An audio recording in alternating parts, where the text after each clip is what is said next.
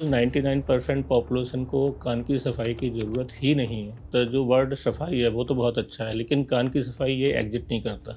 अच्छा। ये एग्जिस्ट ही नहीं करता। भगवान ने हमारे कान इतने अच्छे से बनाए हैं कि वो उसकी सफाई अपने आप ही होती रहती है। आप अगर सारी ज़िंदगी कान की सफाई नहीं करेंगे तो कान साफ रहेंगे, सिंपल। बहुत ज़्यादा नॉइज़ अगर सुन लोगे तो कान के पर्दे फट जाएँगे। तो इस बात में सच्चाई है कोई कि कान के पर्दे सच में फट सकते हैं? कि कहीं भी बॉम्ब ब्लास्ट होता है और इसके बाद एक साई की आवाज़ आती है, दैट एक्चुअली वो ईयर ड्रम रप्चर की होती है कि जब बॉम्ब ब्लास्ट होता है ना, तो आसपास के शीशे टूट जाते हैं। वो फ्रिक्वेंसी की साउंड होगी तो ईयर ड्रम रप्चर हो जाएगा। तो बहुत सारे लोग फ़िल्मों में बोलते हैं ना कि थप्पड़-वप्पड़ मार देंगे तो कान के पर्दे फट जाएँगे। तो इस बात में है कोई सच्चाई? हाँ, ये बिल्कुल सच है। अच्छा। अब तो जैसे मैं अपने डेली प्रैक्टिस में देखता हूँ तो बहुत सारे पेरेंट्स भी आते हैं, स्पेशली मदर्स, कि बच्चा खेल रहा था और उसने हाथ मार दिया, बच्चे ने थप्पड़ मार दिया और कान का पर्दा फट गया। ऐसे 2 साल कैसे? के बच्चे ने मार दिया। होता है, कान ये है, छोटा सा छेद है यहाँ पे, इतना हो गया ना, बस फट गया। जो ईयरबड्स वगैरह होते हैं, छोटे होते हैं और कान के एकदम अंदर घुसे रहते हैं, तो ये हार्मफुल है? अगर आपकी स्किन में ड्राइनेस हो रही है थोड़ा-सा, तो फिर इन्फेक्शन के चांस हो सकते हैं, थोड़ा-सा इचिंग, पेन और ईयर सिक्रीशंस की कंप्लेंट हो सकती हैं। मोबाइल से निकलने वाली रेडिएशन है, क्या अगर हम लंबे टाइम तक फ़ोन पर बात करते हैं तो उससे अफ़ेक्ट हो सकते हैं हमारे कान? बिल्कुल होते हैं, ये तो डॉक्यूमेंटेड है। अगर आप 7-8 घंटे कान पे मोबाइल लगा के बात कर रहे हो तो डेफ़िनेटली कुछ सालों में ही आपका हियरिंग लॉस हो जाएगा। बहुत सारे लोग बोलते हैं कि कान में सीटी वाली आवाज़ आ रही है। ये क्यों होता है और इसको हम कैसे ठीक कर सकते हैं? सिंपली अगर कान में इन्फेक्शन है, मिडल ईयर इन्फेक्शन है या दूसरे हमारे साइनस के इन्फेक्शन है जिसकी वजह से सीटी बज रही है, अगर हम इनके रीजन्स को ठीक कर दें तो सीटी बजना ठीक हो जाता है। जब हम हाई एल्टीट्यूड पर जाते हैं या मोस्टली प्लेन में या बहुत ज़्यादा पहाड़ों पर अगर चढ़ लिए ऊपर तो कान में प्रॉब्लम होने लगती है। कान में दर्द भी ज़्यादा होता है, कान में ब्लॉकेज भी लंबे टाइम तक रहता है। एयर ट्रैवल के टाइम अगर अंदर ज़्यादा डैमेज हुआ, जैसे हमारी राउंड विंडो है, यदि वो मेम्ब्रेन रप्चर हो गई तो फिर हियरिंग लॉस हो सकता है और सीवियर वर्टिगो हो सकता है। कान छदवाने का भी कानों पर कोई असर पड़ता है? जैसे-जैसे हम ऊपर की तरफ जो पियर्सिंग कराते हैं वहाँ कार्टिलेज है और वहाँ पे अगर इन्फेक्शन हुआ तो इन्फेक्शन कार्टिलेज में जा सकता है। कार्टिलेज में चला गया इन्फेक्शन तो दैट विल टेक मंथ्स और हाँ, डिफ़ॉर्मिटी होती है।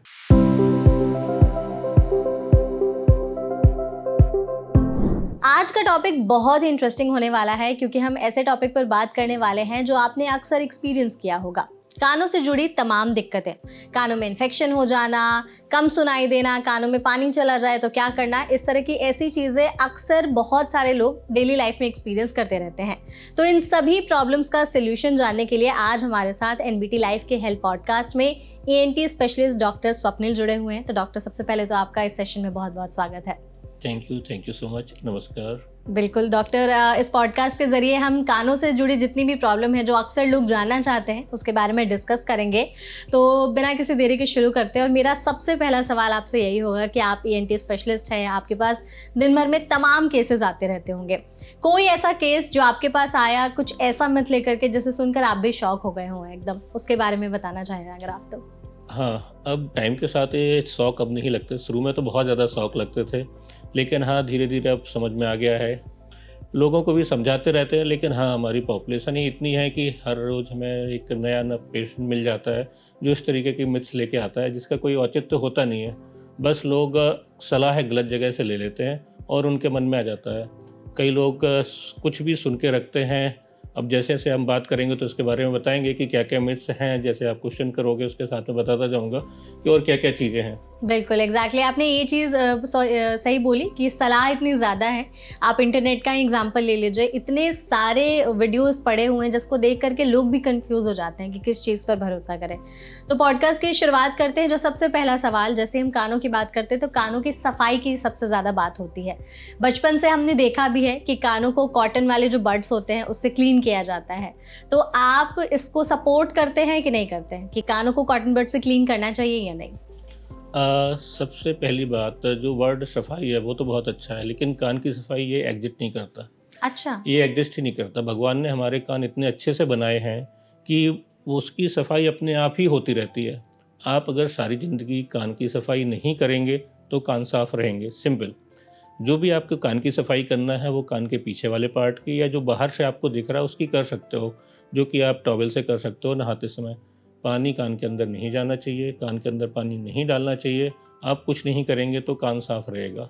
अच्छा, मतलब तो ये जो इस तरह के लोग प्रोडक्ट यूज़ करते हैं कान को साफ करने के लिए, उसका कोई एग्जिस्टेंस ही नहीं है। नहीं।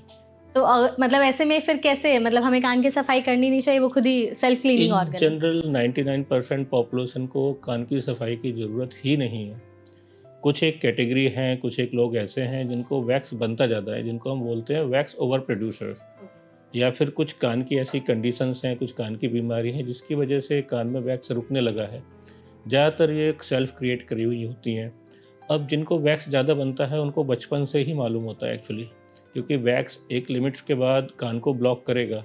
जब तक कान में हवा जा रही है, साउंड वेव्स जा रही हैं, आपको मालूम नहीं चलेगा। लेकिन जैसे ही 100% फुल हो गया है अगर आपकी ईयर कैनाल, तो कान बंद बंद लगने लगता है। आपके हाथ अपने आप ही कान तक पहुंच जाते हैं। अगर आप थोड़ा सा सोचेंगे तो आपको समझ में आ जाएगा कि कान में ब्लॉकेज है, आप डॉक्टर के पास चले जाएंगे या सलाह ले लेंगे। अगर अदरवाइज आप जब बहुत ज़्यादा बिजी हैं तो आप कुछ ना कुछ अपने हाथ से करते रहेंगे कान में उसको खोलने के लिए, क्योंकि हमारा माइंड बहुत एक्टिव रहता है। तो जिन लोगों को वैक्स ज़्यादा बनता है, नॉर्मली ये पेशेंट 6 मंथ्स टू 1 ईयर के टाइम में हमारे पास आते रहते हैं। हम उनको बताते रहते हैं कि जब भी आपने आना है 4-5 दिन पहले से वाले ड्रॉप्स होते हैं जो वैक्स को सॉफ्ट कर देते हैं, आप डाल के आइए, हम एक ही बार में क्लीन कर देंगे। नॉर्मली ये भी एक बड़ी मिथ है लोगों को कि जो वैक्स के नाम से ड्रॉप्स आती हैं मार्केट में, वो खुद लोग खुद यूज करते रहते हैं और फिर परेशान होते रहते हैं कि वैक्स तो आया नहीं, वैक्स तो आया नहीं, वैक्स तो आया नहीं। अब वो वैक्स निकालने के लिए कई बार जब नहीं आता लंबे टाइम पे तो बड्स डालने लगते हैं।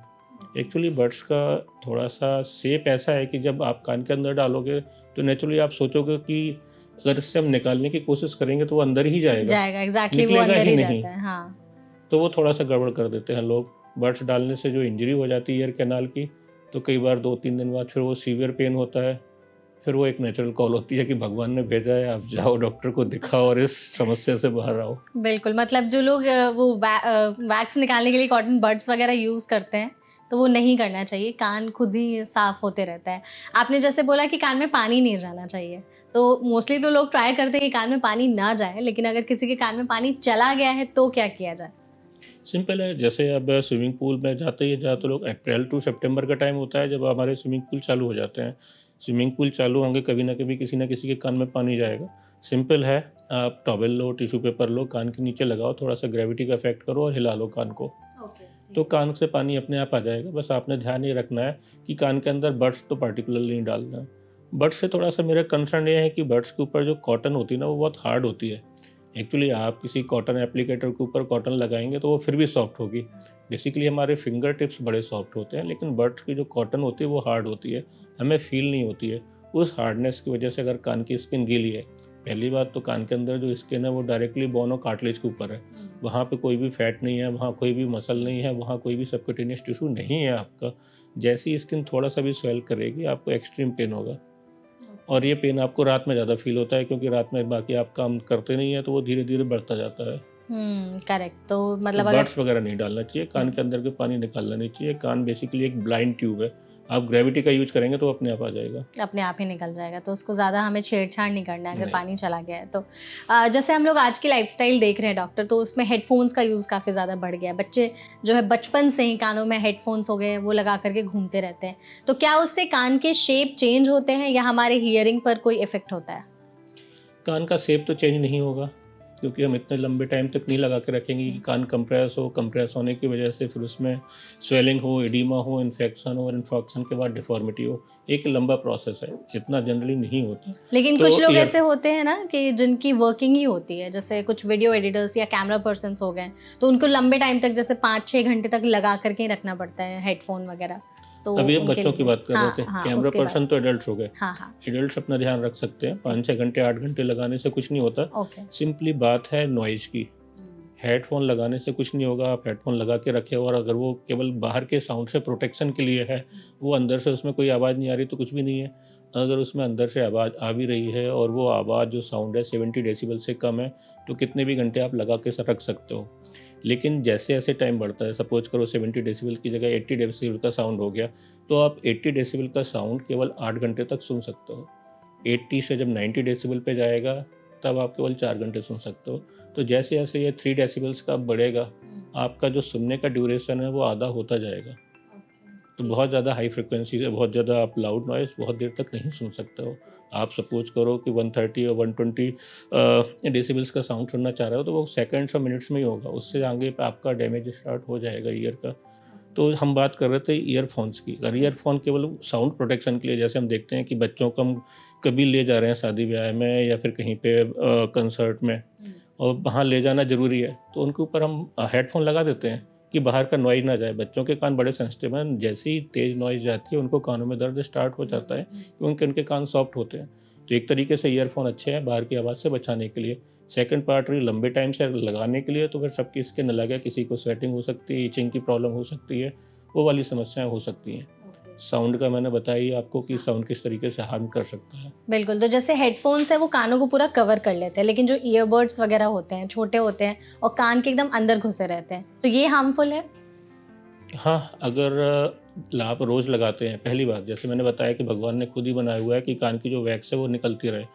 आप जब कभी जाएँगे ईएनटी स्पेशलिस्ट के बाद, वो आपको खुद ही टीवी कैमरे में दिखा देगा कि कान का स्ट्रक्चर होता कैसे है।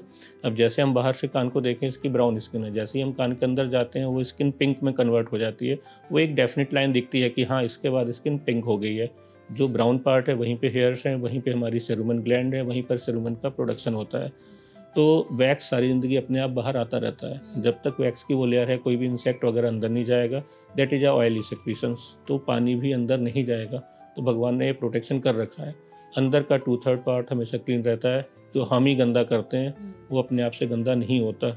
अब आप जैसे ईयर प्लग लगाते हैं, ईयर पॉड लगाते हैं या हियरिंग एड लगाते हैं।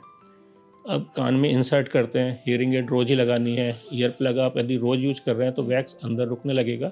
एक ये नई चीज़ हो जाती है। जैसे हम हियरिंग एड्स किसी पेशेंट को एडवाइस करते हैं तो उनको बता देते हैं कि एवरी 6 मंथ्स टू 1 ईयर में थोड़ा-सा आपको ईयर क्लीनिंग की ज़रूरत हो सकती है। अगर आपकी स्किन में ड्राइनेस हो रही है थोड़ा-सा, तो फिर इन्फेक्शन के चांस हो सकते हैं, थोड़ा-सा इचिंग, पेन और ईयर सिक्रीशंस की कंप्लेंट हो सकती हैं, जिसके लिए आपको डॉक्टर को दिखा लेना है।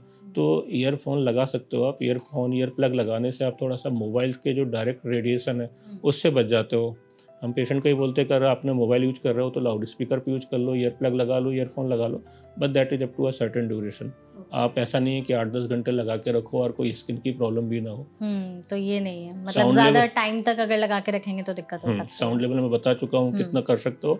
दूसरी है स्किन की प्रॉब्लम। हाँ। एक साउंड से इनर ईयर को डैमेज, दूसरा स्किन की डैमेज।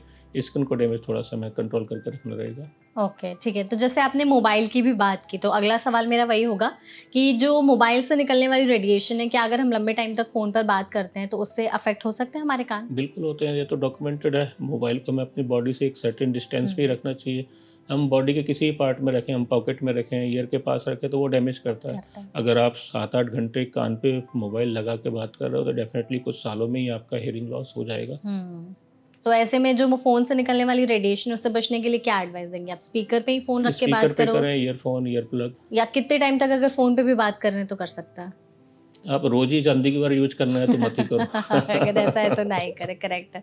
ये चीज़ सही हफ्ते बोली में तो आपने। ठीक है, लेकिन हाँ, आप डेली यूज़ करने वाले हो, मोबाइल हमारे हाथ में पूरे दिन ही रहता है। तो इन सब से क्या हियरिंग लॉस की प्रॉब्लम हो सकती है? हाँ, रेडिएशन से हियरिंग लॉस होता है, ओके। नॉइज़ वॉल्यूम से हियरिंग लॉस होता है। लॉस हो सकता है। बहुत सारे लोग ये भी कहते हैं, जैसे आपने नॉइज़ की बात की कि बहुत ज़्यादा नॉइज़ अगर सुन लोगे तो कान के पर्दे फट जाएँगे। तो इस बात में सच्चाई है कोई कि कान के पर्दे सच में फट सकते हैं, ज़्यादा नॉइज़ सुनने की वजह से? एक्चुअली जैसे हमने बचपन से देखा है कि कहीं भी बॉम्ब ब्लास्ट होता है और इसके बाद एक आवाज़ साई की आती आवाज़ है, आती है। हाँ। दैट एक्चुअली वो ईयर ड्रम रप्चर की होती है कि जब बॉम्ब ब्लास्ट होता है ना, तो आसपास के शीशे टूट जाते हैं। वो फ्रिक्वेंसी की साउंड होगी तो ईयर ड्रम रप्चर हो जाएगा। नॉर्मली हमारे चिल्लाने, तेज़ सांस लेने से या डीजे से ईयर ड्रम रप्चर नहीं होता।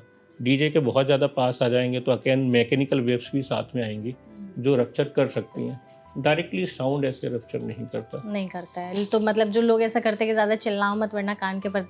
अच्छा डॉक्टर, फ़िल्म का पर्दा डायलॉग फट भी है। जाएगा तो फिर भी जुड़ जाएगा, अच्छा, जुड़ लेकिन सकता है। इनर ईयर को डैमेज हो गया हाँ। लाउड साउंड से हुँ। तो वो ज़्यादातर रिकवर नहीं करता। Correct, correct. अच्छा, एक फ़िल्म का डायलॉग भी, जैसे बहुत सारे लोग फ़िल्मों में बोलते हैं ना कि थप्पड़-वप्पड़ मार देंगे तो कान के पर्दे फट जाएँगे। तो इस बात में है कोई सच्चाई? हाँ, ये बिल्कुल सच है। अच्छा। अब पहले तो होता था कि चलो रैगिंग हो रही है, थप्पड़ मार रहे हैं, कान के पर्दे फट रहे हैं। अब तो जैसे मैं अपने डेली प्रैक्टिस में देखता हूँ तो बहुत सारे पेरेंट्स भी आते हैं, स्पेशली मदर्स, कि बच्चा खेल रहा था और उसने हाथ मार दिया बेसिकली जो हमारी कान की जो ईयर कैनाल है, यदि उसको पूरी तरह से हम बंद कर दें तेज़ी से तो बंद हो जाएगा। अगर आपने थप्पड़ मारा और थोड़ा सा कान खुला रहा तो जो सा वेव्स अंदर जा रही हैं वो बाहर भी निकल जाएंगी, ईयर ड्रम बच जाएगा। लेकिन कंप्लीट ऑक्लूजन हो गया तो 100% पर्दा फट जाएगा। तो अच्छा, ये डेली हमारे पास पेशेंट्स आते रहते हैं। कि थप्पड़ मारने से कान के थप्पड़ पर्दे फट मारने गए से हैं। बच्चे भी आते हैं, बड़े भी आते हैं। तो बच्चों के भी मतलब बड़ों लोगों के भी कान के पर्दे, क्या बच्चे के मारने से फट जाते हैं? ऐसे केसेस आते हैं आपके पास? हाँ, बच्चे ने मार दिया? बच्चे ने थप्पड़ मार दिया और कान का पर्दा फट गया। ऐसे 2 कैसे? साल के बच्चे ने मार दिया। होता है, कान ये है, छोटा सा छेद है यहाँ पे, इतना हो गया ना, बस फट गया। उसने जोर से मारना, धीरे से, मैंने तो धीरे से टच किया, ये जोर से मारना है, फट जाएगा। 2 साल के बच्चे के मारने से भी हो हाँ, सकती है बच्चा हाथ में कंगा लिया था, इवन दो जो हमारे बालों में लगाने के होता है कि वो खेलते हुए चला गया तो सडनली ऑब्जेक्ट अंदर गया और उसने हिट कर दिया। बर्ड्स के काफ़ी सारे आते हैं कि आप बर्ड्स लेके क्लीन कर रहे थे, अचानक से पीछे से कोई आ गया या आपका हाथ टकरा गया और वो रप्चर हो गया।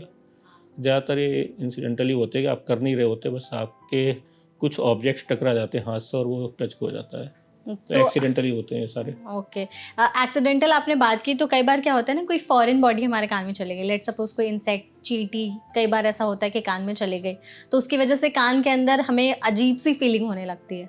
तो इसको सही करने के लिए क्या कर सकते हैं और कैसे पता करें कि कान के अंदर कोई फॉरेन बॉडी गई है? सबसे पहले तो आपको कुछ मालूम चल जाता है। हम्म। नॉर्मली तो यदि इंसेक्ट गया है तो शार्प पेन होगा, शूटिंग पेन होगा, आपको तुरंत ही मालूम चल जाएगा, आप सारा कुछ छोड़ के कान के पीछे ही आओगे।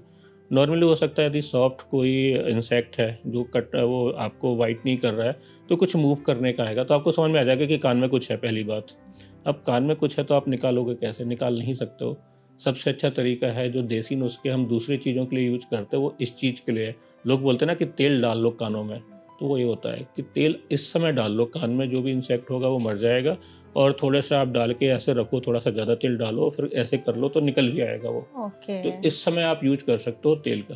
हाँ, तो ऐसे लोग कहते हैं कि बाकी चीज़ों के लिए नहीं करना नहीं है। करना चाहिए। मतलब लोग जैसे नॉर्मली कहते हैं कि कान में तेल डाल के रखो, कानों की सफाई होती रहेगी, उस टाइम नहीं करना है? सफाई होती नहीं रहेगी, सफाई तो खुद ही करता है कान सफाई तो अपनी। खुद ही हो रही है। अब जैसे अब पहले के ज़माने में इतने डॉक्टर्स भी नहीं होते थे तो सभी जगह सारी फैसिलिटीज़ भी नहीं होते थे, तो लोगों को नॉलेज था।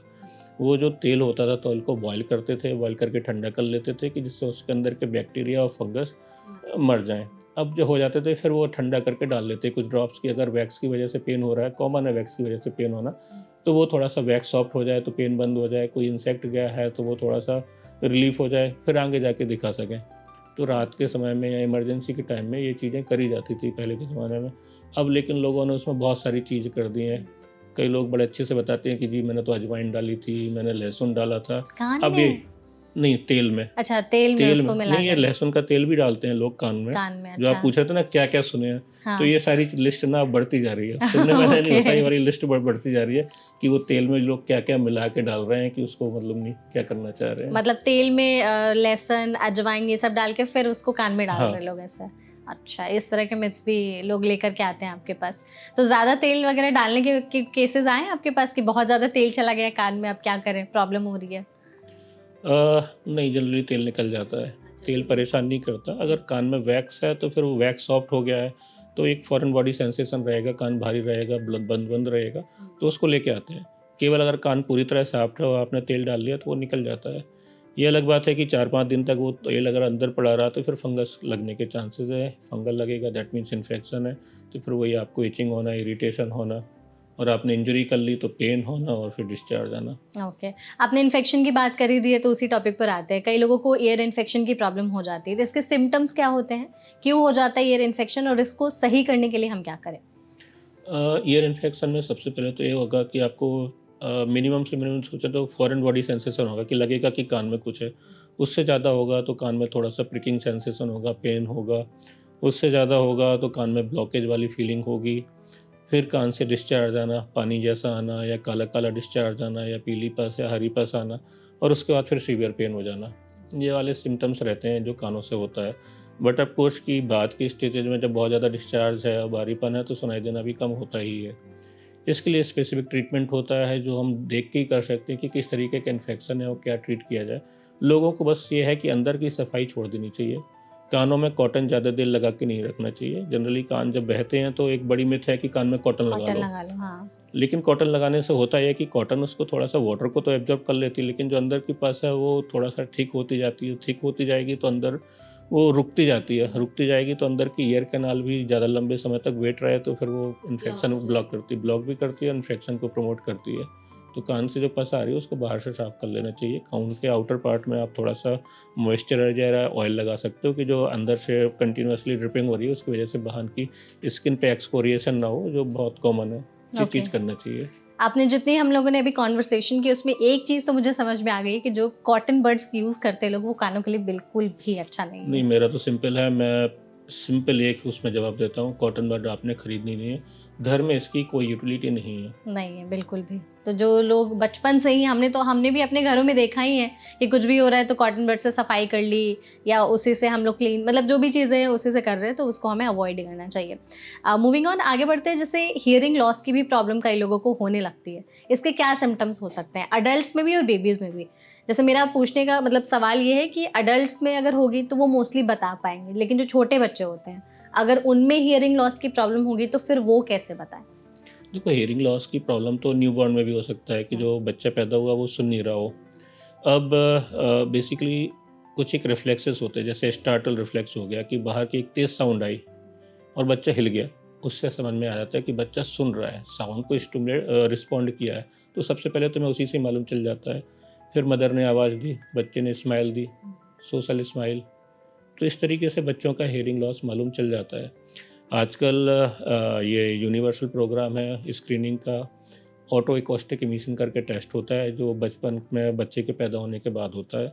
उसमें अगर पास हो जाता है बच्चा तो ठीक है, अगर नहीं होता है तो फिर उसको दोबारा 1 महीने बाद करते हैं और ऐसे बच्चों को हम अपने उसमें फॉलोअप में रखते हैं फिर कि जिनका हियरिंग लॉस सस्पेक्टेड है या हियरिंग लॉस है, तो अकॉर्डिंगली आगे ट्रीटमेंट करते हैं। एडल्ट्स में तो फिर या तो फैमिली बता देगी या फिर काम कर रहा है तो मालूम चल जाएगा कि इस तरफ से नहीं सुन रहा है या उस तरफ से नहीं सुन रहा है या सामने वाले को 2 बार बोलना पड़ रहा है।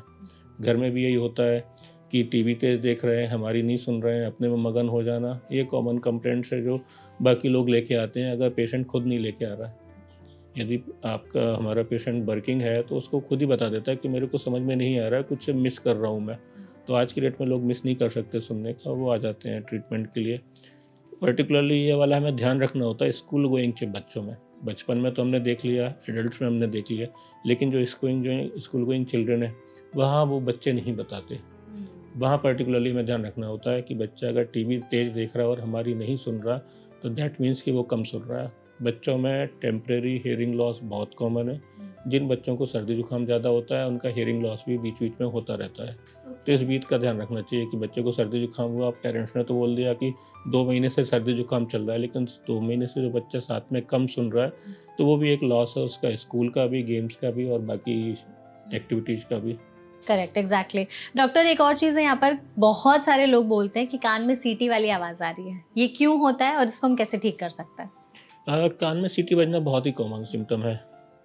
ढेर सारे रीजन्स हो सकते हैं। मोस्ट कॉमन रीजन तो ओल्ड एज में हियरिंग लॉस है कि जैसे जैसे हमारी सुनाई देने की नर्व्स कमज़ोर होती हैं, कान में सीटी भी बजती हैं। तो अब ट्रीटमेंट बहुत सारे हैं इसके, डिपेंड करता है कि हम कॉज को आइडेंटिफाई कर पा रहे हैं या नहीं कर पा रहे। सिंपली अगर कान में इन्फेक्शन है, मिडिल ईयर इन्फेक्शन है या दूसरे हमारे साइनस के इन्फेक्शन है जिसकी वजह से सीटी बज रही है, अगर हम इनके रीजन्स को ठीक कर दें तो सीटी बजना ठीक हो जाता है। ओके। तो मतलब ये क्यों होता है? ज़्यादातर लोगों को कई बार ऐसा होता है कि कुछ टाइम के लिए हुआ फिर ठीक हो गया, फिर एक दिन जैसे कभी नहीं हुआ, अचानक से महीने में एक बार हुआ लेकिन फिर बाकी दिनों में नॉर्मल है। तो ये भी किसी चीज़ का साइन है या कभी कभी ये होना नॉर्मल है? हमारे जो अंदर के कान हैं जिसमें हेयर सेल्स होते हैं, जिसमें हमारे नर्व्स होते हैं, इनकी इंजरी की वजह से होती है। ये कुछ सेकंड्स के लिए जो साउंड होती है, हमारा जो ब्लड का प्रेशर है, ब्लड का सर्कुलेशन टेम्परेरी जो हैम्पर होता है उससे हमारे जो कॉक्लिया में थोड़ा सा डैमेज होता है, इन सब की वजह से भी ये सीटी बजती है। ओके, तो ठीक बहुत है। सारे फैक्टर्स हैं। ओके। डॉक्टर कुछ एनवायरमेंटल फैक्टर्स की भी बात कर लेते हैं। हम लोग एयर पोल्यूशन पे बात करते हैं, वाटर पोल्यूशन पे बात करते हैं, नॉइज़ पोल्यूशन की बात बहुत कम होती है। इंडिया में तो आई गेस एक सिटी भी है जिसको मतलब नॉइज़ पोल्यूशन के लिए बोला गया है कि वहाँ बहुत ज़्यादा नॉइज़ पोल्यूशन होता है। तो नॉइज़ पोल्यूशन की वजह से हमारे कान पर क्या असर पड़ता है? हाँ, मैंने जैसे आपको पहले ही बताया है कि जैसे डेसिबल्स में 70 डेसिबल का साउंड कितने भी टाइम सुन सकते हैं, 80-90 इससे ऊपर बढ़ता जाए। अगर किसी आपकी सिटी का पॉल्यूशन 90-95 डेसिबल्स के रेंज में आ रहा है, 85 डेसिबल्स के रेंज में आ रहा है, तो आप बाहर खुले में कितनी देर रहोगे? इससे ज़्यादा रहोगे तो आपके कान पे सुनाई देने पे अंतर पड़ेगा। आप कम सुनोगे तो वैसे भी आपको लाइफ़स्टाइल रिलेटेड प्रॉब्लम्स आएँगी, स्ट्रेस होगा, हाइपरटेंशन होगा और दूसरी प्रॉब्लम्स आने लगेंगी। जैसे कि अब हम सिंपल जैसे इंडिया में है, क्रिकेट मैच देखने जाते हैं, तो वहाँ पे स्टेडियम का साउंड ही 120-130 डेसिबल्स के रेंज में होता है। आप लगातार 8 से 10 घंटे देखते हो। तो ऐसे पेशेंट्स आते हैं हमारे पास ना, शादी के बाद जिसमें डीजे में डांस कर लिया और उसके बाद हियरिंग लॉस हो गया। ये हमारे लिए बड़ा कॉमन है कि इस तरीके के पेशेंट्स आते रहते हैं। आते रहे तो ये मतलब 1-2 बार के ट्रीटमेंट से सही हो जाता है कि इससे कोई परमानेंट डैमेज तो नहीं हो सकता? हाँ, परमानेंट डैमेज होता है, सारे रिकवर नहीं करते। ओके, तो कुछ केसेस आप शेयर करना चाहेंगे जो इन कारणों की वजह से परमानेंट डैमेज? जी, तो नॉर्मली सकता है। पेशेंट्स आते रहते हैं। हाँ, उनको हम जो भी नर्व टॉनिक्स हैं और दूसरे एंटीऑक्सीडेंट्स हैं और वो सारी चीज़ें देते हैं कि ये खुद से रिकवर कर जाए। अल्टीमेटली डैमेज हुआ है तो रिकवर खुद से होना है, हम केवल सप्लीमेंट दे सकते हैं। थोड़ा सा अगर एडिमा वगैरह है तो हम स्टेरॉइड्स दे के या दूसरी चीज़ें दे के उसको कर सकते हैं। साथ में कोई कोमॉर्बिडिटी है तो उसको कंट्रोल कर सकते हैं। रिकवर तो बॉडी ने खुद ही करना है। एग्जैक्टली। तो मतलब इससे कुछ परमानेंट डैमेज के चांसेस भी हो सकते होते हैं। होते डॉक्टर, बहुत सारे लोगों का एक और सवाल रहता है कि कानों के शेप को बड़ा वो जज करते हैं कि जैसे किसी के कान छोटे हैं, बड़े हैं, या दोनों कानों का साइज भी सेम नहीं है, किसी के कान थोड़े से आगे से टेढ़े मेढ़े हैं, तो इससे क्या हियरिंग पर कोई इफेक्ट पड़ता है कान के साइज से? नहीं। ऐसा कुछ नहीं है, सबका अगर एनिमल्स में होता है। एनिमल्स में ना मसल्स होती हैं, बेसिकली मसल्स हमारे कानों में भी हैं, लेकिन बड़ा रेयर है कि आप देखें कोई अपना इंसान अपने कान को मोबिलाइज कर पाता हो। तो वो डायरेक्शनल प्रोपोनेंस एनिमल्स में होती है, वो अपने कानों को करके सुन सकते हैं दूसरे की कहाँ से आ रही है। एक बार साउंड आई, फिर उन्होंने कान के जो हमारा आउटर पार्ट है जिसको हम पिन्ना बोलते हैं, उसको उस डायरेक्शन में ले जाके वो थोड़ा सा और कॉन्सेंट्रेट कर पाते हैं। हमारे ईयर कैनाल का शेप भी ऐसा होता है कि साउंड को ओरिजिनेट होते हुए सही जगह डायरेक्शनल, तो ये साउंड का एनहेंसमेंट का काम करते तो हैं, लेकिन हाँ, किसी के आउटर पार्ट ऐसे होने से इंसान को पड़ता हो ऐसा नहीं है, क्योंकि हम वो सारी मसल्स यूज करते ही नहीं है। ओके, ठीक है। अच्छा, यहाँ पर ना जैसे आपने जानवरों की बात की है, तो लोग कहते हैं कि जैसे खरगोश और कुत्ते के कान बड़े सेंसिटिव होते हैं, वो हर चीज़ बड़ जल्दी सुन लेते हैं। तो बहुत सारे लोग जिन्हें ज़्यादा सुनाई देने लगता है कि मुझे दूर दूर तक का सुनाई दे रहा है, और किन्हीं को पास का भी नहीं सुनाई देता है, तो उसको लोग जानवरों से कनेक्ट करते हैं कि तुम्हारे कान खरगोश जैसे हैं या कुत्ते जैसे तुम ज़्यादा सुन लेते हो। तो ऐसे लोगों के साथ क्या हो जाता है कि वो इतना ज़्यादा सुन लेते हैं? Mind concentration. Mind concentration. Okay, आप मतलब जितना कंसंट्रेट करोगे उतनी दूर का सुन पाओगे। ओके, अच्छा, तो कितने दूर तक का हम सुन सकते हैं अगर हमने माइंड वैसा पे? कुछ डॉक्यूमेंटेड नहीं है, लेकिन हाँ, लोग तो बोलते हैं माइल्स दूर का सुन लेते हैं। इवन दो आप जैसे आर्मी में देखो, तो वहाँ तो पर्टिकुलरली ट्रेनिंग भी होती है लोगों की कि वो उस कमरे में क्या हो रहा है वहाँ की आवाज़ भी सुन सकें। तो ये तो हमें अपने ऊपर ट्रेन करना है, तो हम ट्रेन करेंगे तो अपने हमारे कान सुन पाएंगे। तो ऐसी ट्रेनिंग होती है जिसमें हम हाँ, कानों को ट्रेन करते हैं कि हमें हम दूर अपने तक का खुद से ही सुन। करना है कि हम कंसंट्रेट करेंगे, बाकी अपने जो रिसेप्टर्स हैं उनको थोड़ा सा रेस्ट देंगे। केवल हम इसका ऑडियो वाले रिसेप्टर का कान का यूज करेंगे तो डेफिनेटली ज़्यादा कंसंट्रेट कर पाएंगे, ज़्यादा अच्छे से सुन पाएंगे उस चीज़ को। Correct, correct. अच्छा, कानों के लिए भी कोई एक्सरसाइज या योगा होता है जो कानों की हेल्थ के लिए अच्छा हो? नहीं नहीं, बिल्कुल नहीं। ऐसा कुछ नहीं होता, जैसे जो लोग फेस योगा या बॉडी के लिए करते हैं, कान के लिए ऐसा कुछ नहीं होता? ठीक है। डॉक्टर, एक और चीज़ है कि जब हम हाई एल्टीट्यूड पर जाते हैं या मोस्टली प्लेन में या बहुत ज़्यादा पहाड़ों पर अगर चढ़ लिए ऊपर, तो कान में प्रॉब्लम होने लगती है। तो ये सब क्यों होता है और क्या इससे तो कोई परमानेंट डैमेज नहीं हो सकता? नॉर्मली नॉर्मल पर्सन में परमानेंट डैमेज नहीं होता। कान के हमारे जैसे पर्दा है, कान के हमारे 3 पार्ट हैं, outer part, middle part, inner part. जो कान का पर्दा है वो हमारे आउटर पार्ट और मिडिल पार्ट को सेपरेट कर रहा है। कान के पर्दे के इस तरफ भी हवा है और कान के पर्दे के दूसरे तरफ भी हवा है। तो जब हम हाई एल्टीट्यूड पे जाते हैं और हमारे बाहर का एनवायरनमेंट का, जैसे हम बोलते हैं ऑक्सीजन लेवल कम है, वैसे ही एटमॉस्फेरिक प्रेशर भी कम हो रहा होता है, Okay. जिसकी वजह से कान के पर्दे के पीछे एक नेगेटिव प्रेशर बनता है, कान का पर्दा अंदर खिंचता है और हमें लगता है कि कान हमारा खुल रहा है, बंद हो रहा है। उसमें हम सिंपली थोड़ा सा एक्सरसाइज कर लेते हैं, थोड़ा सा नाक बंद करके मुंह को फुला लेते हैं, थोड़ा सा हम च्युइंगम वगैरह यूज कर लेते हैं, कुछ सॉलो कर लेते हैं, पानी कर लेते हैं, हवा कान के पर्दे के पीछे चली जाती है और हम नॉर्मल हो जाते हैं। अगर किसी को नाक की प्रॉब्लम है और नाक और कान के बीच की ट्यूब, जिसको स्टिकन ट्यूब बोलते हैं, उसकी प्रॉब्लम है, तो इन लोगों को कान में दर्द भी ज़्यादा होता है, कान में ब्लॉकेज भी लंबे टाइम तक रहता है। एयर ट्रेवल के टाइम अगर अंदर ज़्यादा डैमेज हुआ, जैसे हमारी राउंड विंडो है, यदि वो मेम्ब्रेन रप्चर हो गई तो फिर हियरिंग लॉस हो सकता है और सीवियर वर्टाइगो हो सकता है। नॉर्मली ये चीज़ें नहीं होती हैं। बट रेयर केसेस में ऐसा हो सकता हाँ, है। और जब भी हमें सर्दी जुकाम है, गला ख़राब है, अपर रेस्पिरेटरी ट्रैक्ट इन्फेक्शन है, हमें थोड़ा सा हाई एल्टीट्यूड पे नहीं जाना चाहिए, एयर ट्रैवल नहीं करना चाहिए। हमें मेडिसिन आदि बहुत ज़रूरी है तो मेडिसिन के साथ प्रिकॉशंस के साथ करना चाहिए। डॉक्टर्स बता देते हैं कि क्या क्या प्रॉब्लम्स हो सकती हैं और फिर क्या करना है उसका सॉल्यूशन। ओके डॉक्टर, तो ऐसा भी होता है क्या कि स्नोरिंग की वजह से भी जो लोग, ऐसा बोला जाता है कि जो ज़्यादा खराटे लेते हैं उन्हें कानों से जुड़ी कोई दिक्कत हो सकती है? हाँ, हमारे नाक के पीछे वाले पार्ट से ही जो ट्यूब है वो कानों तक जाती है, तो स्नोरिंग से कुछ कुछ केसेस में कानों की प्रॉब्लम हो सकती है। तो क्या क्या सिम्टम्स हमें अवॉइड करना चाहिए? जैसे बहुत ज़्यादा लोग बहुत तेज़ तेज़ खराटे लेते हैं, अलग अलग टाइप के खराटे लेते हैं, तो हम कैसे आइडेंटिफाई करें इसको कि इन्हें कोई कान की दिक्कत हो सकती है? वो दिखा के ही कर सकते हैं, वो ना एक ईएनटी स्पेशलिस्ट देख के ही बता सकता है कि स्नोरिंग का हेल्थ पे इफेक्ट पड़ रहा है या नहीं पड़ रहा है। नहीं पड़ा, ओके। तो जैसे अगर वो किसी पार्टनर के साथ अपने सो रहे हैं, तो उनके पार्टनर को आप अगर कुछ बताना चाहें कि अगर इस टाइप के थोड़े से अलग, जैसे यूजुअली लोग कई बार थके ज़्यादा रहते हैं तो कहते हैं कि उनका नाक बज रहा है या खराटे ले रहे हैं, लेकिन अगर डेली ही ये प्रॉब्लम हो रही है तो फिर उन्हें ईएनटी स्पेशलिस्ट के पास जाना चाहिए। तो एक बार अगर आप उन्हें कुछ बताना चाहें तो। ये भी एक मिथ है कि हम अच्छा। थके हुए ज़्यादा हैं तो मैं स्नोरिंग ज़्यादा होगी। अच्छा, ये मिथ है? बचपन से लोग जनरल बोलते आ रहे कि ज़्यादा हाँ, थक गए इसी वजह से खराटे ले रहे एक्चुअली हैं। ज़्यादा थके हुए हैं तो नींद जल्दी आ जाती है। जितने जल्दी नींद आएगी उतने जल्दी हम गहरी नींद में जा पाएंगे। जैसे बेसिकली हमारे ना सोने के दो पार्ट हैं, हम मेडिकल लैंग्वेज तो बोल देते हैं रैम स्लीप और नॉन रैम स्लीप। बेसिकली समझने की बात है, जो रैम वाला पार्ट है या जो गहरी नींद वाला पार्ट है उसी में हमें सपने आते हैं। उस वाले पार्ट में हमारे बॉडी के सारे मसल्स रिलैक्स हो जाते हैं। अब अगर सारे मसल्स रिलैक्स हो गए हैं, माइंड रिलैक्स हो गया है, मसल्स के रिलैक्स होने से अगर सांस का रास्ता रुक रहा है तो जो खर्राटे बीच बीच में बंद हो जाते हैं कुछ सेकंड्स के लिए, वो खतरनाक है कि आदमी खर्राटे ले रहा है, फिर खर्राटे रुक गए, फिर एकदम से शरीर में कुछ हलचल हुई, फिर खर्राटे चालू हो गए। और ये जब चीज़ बार बार हो रही होती है, जो आपकी आवाज़, ये साउंड जो खर्राटे का है बीच बीच में रुक रहा है, दैट मीन्स कि ऑक्सीजन का लेवल बॉडी में बीच बीच में कम हो रहा है, तो ये पूरी बॉडी को इफेक्ट करेगा, हार्ट को अफेक्ट करेगा। ऐसी कंडीशंस को बोलते हैं ऑब्स्ट्रक्टिव स्लीप एपनिया। तो हमें फिर थोड़ा सा इसके लिए रहना पड़ेगा। रहना दैट इज पड़ेगा नॉट अ अलर्ट गुड अगर थिंग, ऐसी ये प्रॉब्लम आपका हो। हेल्थ हैजर्ड है। ओके, ठीक है। डॉक्टर, ईयर पियर्सिंग हमारे यहाँ पे बहुत सालों से हर कोई कराता रहा है, तो आजकल जैसे ट्रेंड है कि मोस्टली तो हम लोग एक जगह ही कान में पियर्सिंग कराते हैं। आजकल लोग हर पूरे जगह पर कान में बहुत सारी पियर्सिंग करा लेते हैं, तो कान छदवाने का भी कानों पर कोई असर पड़ता है? नॉर्मली जो पहले करते थे वो ईयर लोब्यूल पे करते थे। ईयर लोब्यूल वाले पार्ट में कार्टिलेज नहीं होती। यहाँ अब पर ये वाले पार्ट पर, हाँ। ये नीचे वाले पार्ट में कार्टिलेज नहीं होती, नरम हड्डी नहीं होती है, तो इसमें इन्फेक्शन होगा भी तो ठीक हो जल्दी हो जाएगा। जैसे जैसे हम ऊपर की तरफ जो पियर्सिंग कराते हैं वहाँ कार्टिलेज है, और वहाँ पे अगर इन्फेक्शन हुआ, जैसे लोग कहते हैं कि मेरे को तो नीचे भी इन्फेक्शन हुआ था, कुछ दिन पस आई थी, थोड़ा सा पेन हुआ था और 4-5 दिन में ठीक हो गया था, लेकिन अगर ऊपर वाले पार्ट में पस रहेगी और कंटिन्यूस रहेगा तो इन्फेक्शन कार्टिलेज में जा सकता है। कार्टिलेज में चला गया इन्फेक्शन तो दैट विल टेक मंथ्स, और हाँ डिफॉर्मिटी होती है।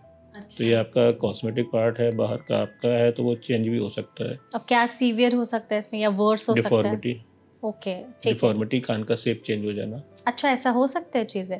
बहुत सारे लोगों के साथ क्या होता है ना कि जो, जैसे आपने कहा ना यहाँ पर पियर्सिंग कराते हैं, तो विद टाइम वो पियर्सिंग का जो साइज है बढ़ते रहते और उनका कान कट जाता है। ऐसा क्यों होता है?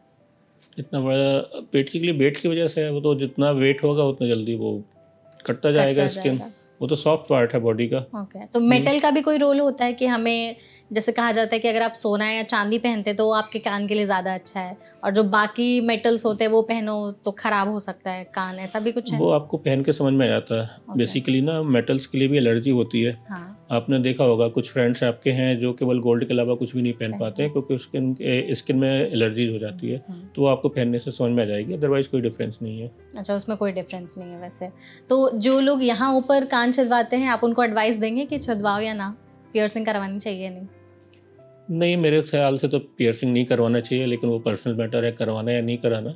लेकिन हाँ, ऊपर वाले पार्ट में कराओगे तो ये ध्यान रखना है कि अगर ऊपर वाले पार्ट में इन्फेक्शन होगा तो वो परमानेंट डिफॉर्मिटी की तरफ जा सकता है। इन्फेक्शन हुआ तो आपको तुरंत ही ध्यान देना है, ट्रीटमेंट लेना है। ओके, और जैसे नॉर्मल भी जब भी हम पियर्सिंग कराते हैं तो कान में थोड़ा सा तो प्रॉब्लम होती ही है, कुछ दिनों तक वो उसमें दिक्कतें होती हैं जैसे, और फिर कुछ वो जम भी जाता है आई गेस।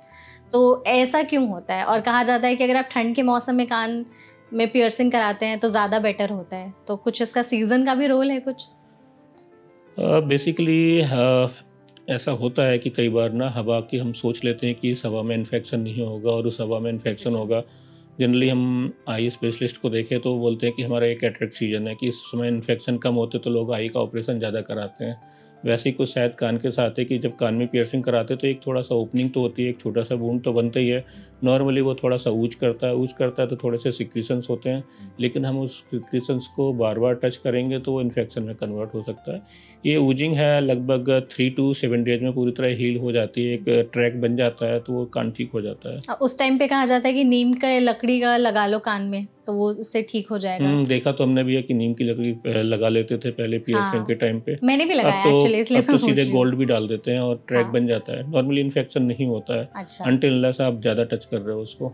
ओके। मतलब मैंने तो ये सुना, इनफैक्ट मैंने भी ये एक्सपीरियंस किया है कि जब मेरे कान में प्रॉब्लम हुई तो मुझे बोला नीम की लकड़ी डाल लो तो उससे सही हो जाएगा। तो आई डोंट नो उसी से सही हुआ या दवा से सही हुआ, लेकिन हाँ कुछ टाइम के बाद वो सही हो गया था। डॉक्टर यहाँ पर ना जैसे हम लोग एयर इन्फेक्शंस की बात करते हैं तो बच्चों में काफ़ी कॉमन होता है ये एयर इन्फेक्शंस, तो उनके सिम्टम्स को हम कैसे पहचानें और उनको कैसे हम ट्रीट कर सकते हैं? बहुत सारे लोग तमाम घरेलू नुस्खे भी अपनाते हैं, तो कोई ऐसा घरेलू नुस्खा जो आप मना करना चाहेंगे कि ये मत करो, इससे चीज़ें और वर्स हो सकती हैं अगर ईयर इन्फेक्शन हुआ है तो? हाँ, बेसिकली जैसे बच्चा जब माँ की गोद से बाहर निकलता है 3 to 5 ईयर्स में, तो वो अपनी इम्यूनिटी भी डेवलप कर रहा होता है, बाहर के एनवायरनमेंट के लिए भी एडजस्ट कर रहा होता है। तो ऐसे बच्चों में बार बार फीवर होता है, तो 3 to 5 ईयर्स में बार बार फीवर हो जाना, इन्फेक्शन हो जाना, ये कॉमन है। Generally infection upper respiratory tract ही होते हैं, सर्दी जुकाम ही होता है, टॉन्सिल में इन्फेक्शन होता है, गला खराब होता है, तो ये चीज़ें क्वाइट कॉमन है।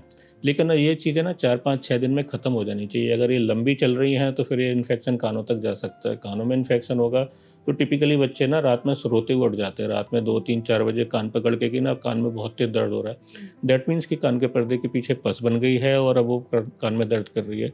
तो फिर इसमें आपने ये एंटी स्पेशलिस्ट को दिखाना चाहिए, प्रॉपर ट्रीटमेंट लेना चाहिए ऐसे बच्चों को। अच्छा, ठीक है। अच्छा, बहुत सारे लोगों के साथ होता है कि उनके कान से कांस्टेंट पानी गिरते रहता है, कंटिन्यूअस पानी गिर ही रहा है, तो ऐसे लोगों के लिए क्या एडवाइस देंगे आप? ऐसी कंडीशन को हम बेसिकली CSO बोलते हैं, क्रोनिक सुपोरेटिव ओटाइटिस मीडिया। ऐसे में होता वही है कि अगर कान में बार बार इन्फेक्शन हो रहा है तो कान के पर्दे में होल हो जाएगा। होल हो जाता है तो कान के पर्दे के पीछे की जो म्यूकोसा है अगर वहाँ हल्का फुल्का इन्फेक्शन भी है तो या तो पस बनाएगी या फिर पानी है जो ऊज करता रहता है, बाहर बार बार आता रहता है। अच्छा, ठीक है। और तो टिनिटस के बारे में भी बताइए, वो क्या है, क्यों होता है, उसको कैसे ठीक किया जा सकता है? टिनिटस तो कान में किसी भी तरीके की आवाज़ है, हमें कई बार लगता है कि रसलिंग हो रही है, कई बार हो रहा है कि वाटरफॉल्स का है, कई बार हमें लगता है कि रिंगिंग नॉइज़ है। अलग अलग तरह के नॉइज़ हैं जो ईयर इन्फेक्शंस के साथ या साइनस प्रॉब्लम के साथ या हमारे हियरिंग लॉस के साथ हो सकती है। ट्रीटमेंट तो इंडिविजुअल पेशेंट पे डिपेंड करता है कि क्या डायग्नोसिस है और क्या हम उसको ट्रीटमेंट दें। ओके, ठीक है। और क्या स्ट्रेस का भी हमारे कान पर कोई असर पड़ता है? जब हम बहुत ज़्यादा स्ट्रेस लेते हैं तो हियरिंग लॉस के चांसेस होते हैं? या हाँ, कह तो काफ़ी सकते हैं। गुस्सा भी करते हैं तो अगर जो लोग? हाँ, कह तो सकते हैं। स्ट्रेस का डायरेक्टली तो नहीं, इनडायरेक्टली थोड़ा सा इफेक्ट पड़ेगा। स्ट्रेस रहेगा, हाइपरटेंशन रहेगा, ब्लड का सर्कुलेशन चेंज होता है बेसिकली। इसमें अगर हमारे कॉकलिया जो इनर ईयर है उसमें अगर ब्लड का सर्कुलेशन इफेक्ट हो रहा है जो कि होता है स्ट्रेस के टाइम पे, तो हियरिंग लॉस उससे होता है। अच्छा, और सेकेंडली स्ट्रेस की वजह से कई बार हमारी मसल स्पाज्म रहती हैं। मसल स्पाज्म में रहेंगी तो जो नॉइजेस है, जो आपने बोला टिनिटस, उसकी प्रॉब्लम हो सकती है। तो अच्छा। स्ट्रेस इफेक्ट करता है। और गुस्सा, जैसे बहुत ज़्यादा गुस्सा आता है, क्या उसके कानों पर कोई बस असर यही पड़ता सारे है? हैं, घूम फिर के ही होना है। स्ट्रेस है, गुस्सा है, मैकेनिज्म यही है जो कानों को इफेक्ट करेगी। ओके, ठीक है। डॉक्टर, हम लोग हर साल अपने अलग अलग मेडिकल हेल्थ चेकअप्स कराते रहते हैं, पूरी बॉडी के लिए, आँखों के लिए, हर बॉडी पार्ट के लिए, हार्ट वगैरह के लिए। कानों के लिए भी कोई टेस्ट होता है जो हमें हर साल करा लेते रहना चाहिए? हाँ, ये तो होता है, लंबे टाइम से होता रहा है। जो हमारे रेगुलेटरी एक्ट है, जो हमारे फैक्ट्री एक्ट है, उनमें लिखा हुआ है। Basically pure tone audiometry test होता है, जिससे सिंपली हम देख लेते हैं कि हमारे कानों में जो हम सुन रहे हैं वो सही सुन रहे हैं या नहीं सुन रहे हैं। बेसिकली अलग अलग फ्रिक्वेंसीज पे ये टेस्ट किया जाता है। जो पर्सन, जो वर्कर ऐसी जगह पे काम कर रहा है जहाँ पे नॉइज पॉल्यूशन ज़्यादा है, नॉइज का लेवल ज़्यादा है, उनके हर साल ये टेस्ट होते हैं। जिन वर्कर्स का हियरिंग लॉस स्टार्ट होता है, जैसे कि बोलते हैं कि हाई फ्रिक्वेंसी हियरिंग लॉस या नॉइज इंड्यूस्ड हियरिंग लॉस, तो फिर ऐसों को अपनी जगह से थोड़ा सा शिफ्ट करते हैं ऑफिस प्लेस पे कि फर्दर वो ना हो, ओके। हियरिंग लॉस ना हो। ये तो आपने जैसे बोला कि जिनका वर्क प्लेस ही ऐसा है, तो नॉर्मल लोगों को भी टेस्ट कराते रहना चाहिए कानों के? कराना चाहिए। अब जैसे अब सोचो शेयर मार्केट में कितना हल्ला है, तो जो आप बोलते हैं ना कि हेडफोन लगाना यूजफुल है या नहीं है, वैसे में यूजफुल हो जाएगा कि आप बाहर के साउंड को आप कर्टेल कर दोगे। तो आप जिसकी सुनना है उसकी सुन पाओगे, बाहर की सारी चीज़ों को नहीं सुन पाओगे, तो आप उस पॉल्यूशन से थोड़ा बच भी पाओगे। ओके, तो मतलब नॉइज़ पोल्यूशन का ही असर होता है, तो ऐसे हम्म, में हमें टेस्ट कराते रहना चाहिए। कराना चाहिए, ऐसे लोगों को कराना चाहिए जो ऐसे एनवायरनमेंट पे रहते हैं। एग्जैक्टली। तो अच्छा डॉक्टर, जैसे आपके पास इतने सारे केसेस आते होंगे, हमने जितनी भी बात की, उसके अलावा कोई और प्रॉब्लम जो आपके पास मोस्ट लोग लेकर के आते हैं कानों से जुड़ी हुई, जो आप बताना चाहेंगे?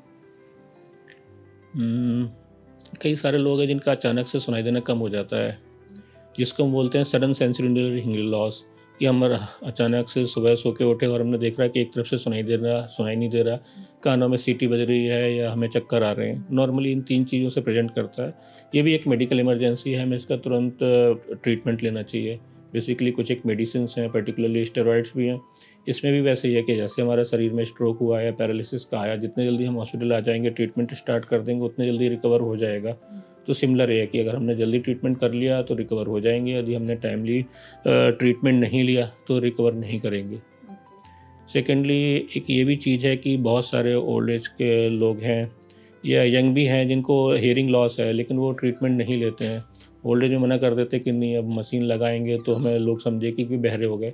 ऐसा नहीं है, जैसे हमें दिख नहीं रहा है, हमने चश्मे लगाए हुए हैं, सिमिलर अगर हमें सुनाई नहीं दे रहा है और हमने मशीन लगा ली, तो बेसिकली हम घर वालों से ज़्यादा अच्छे से बात कर पाएंगे, सोसाइटी में बाहर लोगों से बात कर पाएंगे। अगर हम कोई बात नहीं करेंगे तो ऐसे लोगों के डिप्रेशन में जाने में, सेपरेशन में जाने में, अलग अलग पड़े रहने में और केयर में काफ़ी प्रॉब्लम आती है। लॉन्ग टर्म पे इफेक्ट होते हैं, जो एग्जैक्टली, थोड़ा सा ये ध्यान होता देने है। वाली चीज़ है। तो ये मोस्टली केसेस आपके पास लेकर के आते हैं। ये रूटीन केसेस हैं जो आते रहते हैं इस तरीके के। ठीक है। क्या ऐसे बॉडी के साइंस हैं जो हमें बताते हैं कि हमारे कान अब सही नहीं हैं और आगे चल करके हम बहरे तक हो सकता है, जो हमें अवॉइड करना चाहिए या ध्यान देना चाहिए उन साइंस पर? ये हमें समझ में आने लगता है बेसिकली कि हमें कम सुनाई दे रहा है, दूर का नहीं समझ में आ रहा है, रिपीट करना पड़ रहा है, बार बार पूछना पड़ रहा है। तो ये सारे कॉमन प्रॉब्लम्स है। और हम्म, जैसे कानों में बहुत सारे लोगों को इचिंग की भी प्रॉब्लम रहती है, तो क्या वो भी एक साइन हो सकता है या वो जनरल इन्फेक्शन की वजह से हो सकता है? इचिंग बहुत कॉमन है। इचिंग तो एक ऐसा है कि आप बिल्कुल ठीक हो, आपके कान में कुछ भी नहीं है, बस आपने सामने वाले को देख लिया कि वो इचिंग कर रहा है, आपके कानों में भी इचिंग हो गई। Itching, psychological. हाँ, साइकोलॉजिकल इचिंग है, जस्ट अ सेंसेशन। अब कई लोगों को एक मिथ है कि हमें कान साफ़ करने चाहिए, उन्होंने कान साफ़ करना स्टार्ट कर दिया, बड्स डाले, बड्स डालने से वैक्स निकलती भी है, कुछ तो निकलती, कुछ अंदर चली जाती। जब तक वो निकलती रहती है वो खुश रहते हैं कि चलो हाँ, मैंने निकाल ली, मैंने निकाल ली, मैंने निकाल ली। और वो बड़े आराम से बताते भी हैं कि हम तो 5 साल से वैक्स साफ़ कर रहे हैं, मालूम नहीं अचानक से कान में क्या हो गया। वो जो कुछ वैक्स बच जाती है, जो अंदर रह जाती है, वो प्रॉब्लम करती है। तो इस वजह से भी इचिंग होती है। सेकेंडली आप जो बड्स डालते रहते हो, जो कान का नॉर्मल स्किन है, आप उस नॉर्मल स्किन को नॉर्मल नहीं रहने देते हो, जो उसके ऊपर का मॉइस्चर है वो सारा आप हटा देते हो, धीरे धीरे स्किन ड्राई होती जाती है, वो एक्सकोरेटेड हो जाती है, उसमें इन्फेक्शन होने लगते हैं, तो वो भी आपको इचिंग कराएंगे ही कराएंगे। इसके अलावा स्किन की प्रॉब्लम है, डर्मेटाइटिस है, एक्जिमा है, सीवरेक डर्मेटाइटिस है, जो कानों में होती है। कई बार हमें कानों में स्किल्स ज़्यादा मिलते हैं, तो ये तो एबनॉर्मल स्किन होगी जिसको हमें ट्रीटमेंट लेना चाहिए, जिसकी वजह से इचिंग है। ये इचिंग की एक प्रॉब्लम ओल्ड एज में भी काफ़ी होती है कि हम सुन नहीं रहे हैं। अब सुन नहीं रहे तो हमारे हाथ अपने आप जा रहे हैं कान तक कि हम सुन पाएँ। अब बेसिकली ऐसे में अगर हम कान के अंदर कुछ भी डालेंगे और उसकी हम बोन को स्टिमुलेट करेंगे, अगर हमने बोन को स्टिमुलेट किया तो वो डायरेक्टली साउंड का एक सिग्नल है कि जो ब्रेन तक चला गया, तो हमें लगता है कि हाँ, हमने उस समय सुन लिया, लेकिन फिर हमें सुनाई तो दे नहीं रहा क्योंकि नर्व की डेफिशिएंसी है। तो ऐसे लोग ना बार बार कान को साफ़ करते रहते हैं, कान को साफ़ करते रहते हैं, तो फिर वो इचिंग वाली एक हैबिट हो जाती है। ओके, तो मतलब इचिंग वाली प्रॉब्लम कब वर्स हो सकती है ये आपने बता दिया। नॉर्मली ज़्यादातर लोग खुद ही अब उसको ख़राब कर लेते हैं। हाँ। एक ये भी बड़ा है कि लोग जैसे बाहर जाते हैं, कभी स्विमिंग पूल में गए या आप सी बीच पे गए या फिर वैसे आपने डुबकी वगैरह लगाई या कानों में पानी चला गया, अब वो इन्फेक्शन है तो वो भी इचिंग ही होगा। हाँ, वो उसके कारण भी हो सकता है। तो आप क्या एडवाइस देना चाहेंगे ईयर हाइजीन को लेकर के, जो लोग मतलब हमारी वीडियो देख रहे हैं, उन्हें आप कुछ टिप्स देना चाहेंगे अगर ईयर हाइजीन से रिलेटेड? सिंपल है, कान को अंदर से कुछ साफ़ नहीं करना, कान का जो बाहर का पार्ट है दिख रहा है उसको बस क्लीन कर लेना आपने। बस इससे ज़्यादा और टॉवेल कुछ से नहीं आप करना। क्लीन कर लो। अगर आपको लग रहा है कि मॉइस्चराइज़र ऑयल लगाने की ज़रूरत है स्किन पे, तो आप बाहर की स्किन पे लगा सकते हो, कान के अंदर कुछ नहीं डालना है। अच्छा, ड्रॉप्स के लिए भी बहुत सारे लोग बोलते हैं, खुद ही से कोई ड्रॉप खरीद के डालने लगे कान में, तो ड्रॉप सेफ है कि नहीं है कानों के लिए? ज़रूरत होगी तो सेफ़ है, अननेसेसरी डालोगे तो अनसेफ है। कान में पानी गया और फंगल इन्फेक्शन है और आपने एंटीबैक्टीरियल ड्रॉप डाल ली, वो फंगस को बढ़ा देगी। कान में बैक्टीरियल इन्फेक्शन है, आप एंटी फंगल डाल रहे हो, उसमें दूसरे एजेंट्स भी वो इरिटेंट कर रहे हैं, वो फर्दर उसको इन्फेक्शन को भी बढ़ा रहे हैं, टाइम भी आपका ख़राब हो रहा है और साथ में आपकी वो मॉर्बिडिटी भी बढ़ रही है, आपको तकलीफ भी सहनी पड़ रही है। अब कान में इन्फेक्शन है, मालूम नहीं, आपने लिया और डायरेक्ट से वैक्स वाली ड्रॉप डाल ली। आपके कान में वैक्स है भी, फिर आप वैक्स की ड्रॉप डाले जा रहे हो, लेकिन कान का मैल वो खुद से तो बाहर नहीं आने वाला, अगर बहुत ज़्यादा एक्यूमुलेटेड है वो निकलवाना ही पड़ेगा। तो ये सारे मिथ्स हैं जो लोग करते रहते हैं और परेशान खुद ही होते रहते हैं। बिल्कुल, ये चीज़ आपने सही कही। तो इस पॉडकास्ट को एंड करने से पहले डॉक्टर ऐसा बता दीजिए कि कुछ वो भी है क्या कि खाने से भी रिलेटेड है हमारा ईयर हेल्थ, कि कुछ खाने हमारे ईयर हेल्थ के लिए अच्छे होते हैं? अच्छा खाना सारी चीज़ों के लिए अच्छा है। बेसिकली ग्रीन लीफी वेजिटेबल्स हो गए, आपके फ्रूट्स हो गए, साइट्रस फ्रूट्स हो गए, आपके अगर आप नॉनवेज खाते हैं तो एग वगैरह हो गए, फिश वगैरह हो गई, ये भी काफ़ी है। इवन दो चॉकलेट ये भी अच्छी है ओके, ईयर तो के ये लिए। भी। लेकिन चॉकलेट में डार्क चॉकलेट आई गेस, या नॉर्मल जो लोग चॉकलेट खाते हैं एक लिमिट में। एक लिमिट में, ठीक है। लास्ट आप 5 टिप्स जो हमारी ऑडियंस को देना चाहेंगे ईयर हेल्थ से रिलेटेड, कि ये 5 चीज़ें ध्यान में रखो तो आपके कान हमेशा अच्छे रहेंगे। सिंपल पहला तो ये है कि आपने कान की सफाई नहीं करनी, कान की सफाई की ज़रूरत है नहीं। अगर आपको लग रहा है कि आपके मन में डाउट है तो आप स्पेशलिस्ट को दिखा लो और कन्फ्यूजन क्लियर कर लो। आप नहीं दिखाओगे, इसको आगे बढ़ाओगे और सच में कोई डिसीज़ है या खुद से कर रहे हो तो डेफिनेटली फिर आपके साथ तकलीफ़ें भी झेलनी पड़ेंगी इलाज के साथ में आपको। ओके, तो ये इन सभी चीज़ों का हमें ध्यान रखना चाहिए। बाकी हमारा कान, जैसे कि सर ने बताया, सेल्फ क्लीनिंग ऑर्गन ही है, तो खुद ही साफ रहता है, हमें एक्स्ट्रा उसको सफाई की ज़रूरत करना नहीं पड़ती है। तो आई गेस इट पॉडकास्ट के ज़रिए हमने बहुत सारे सवालों के जवाब दिए, बहुत सारे मिथ्स को भी बस्ट किया। सर ने भी बताया कि क्या चीज़ें कैसे करनी है और कौन से साइंस पर हमें ध्यान देना है। तो आई होप आपको इस पॉडकास्ट में मज़ा आया होगा, आपने एंजॉय किया होगा इस सेशन। डेफिनेटली, मतलब हम लोगों पे अवेयरनेस बढ़ा सकें, हाँ, लोग इन तकलीफों से बच सके, इससे अच्छी क्या बात होगी। एग्जैक्टली, बिल्कुल। Thank you so much doctor, आप जुड़े इस सेशन में हमारे साथ। Thank you so much for the opportunity. बिल्कुल, thank you so much audience, आपने इस वीडियो को एंड तक देखा। ऐसी और भी इन्फॉर्मेटिव हेल्थ रिलेटेड वीडियोस हम आपके लिए लेकर आते रहेंगे नए नए एपिसोड्स में। तब तक के लिए इस वीडियो को आप शेयर ज़रूर करिएगा, लाइक ज़रूर करिएगा, कमेंट सेक्शन में अगर आपके कोई भी सवाल है तो वो भी ज़रूर पूछिएगा। Thank you so much.